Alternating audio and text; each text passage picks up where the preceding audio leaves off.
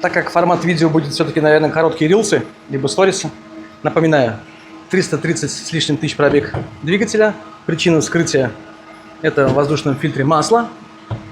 15 лет первое вскрытие двигателя, до этого не ремонтировался. Ну вот сейчас предварительно, что могу сказать. Кольца не закоксованные, задиров нету. По кольцам отдельно сейчас замеры тоже сниму на видео, как будем замерять нутромером. Ну, вот первоначальная причина.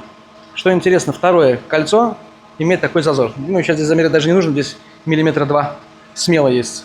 Первое компрессионное, на удивление, с маленьким зазором, пока только с одного поршня я снял.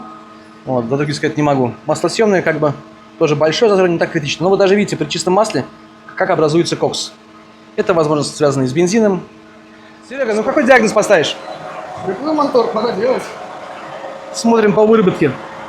То есть от низу, от невыработанного места до верху 5 соточек. 5 соточек. Не так уж много, но это уже оказалось критично. Ну и также сейчас снял со второго поршня кольца.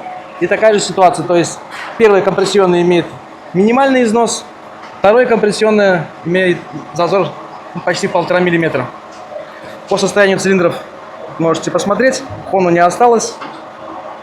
Будем растачивать его.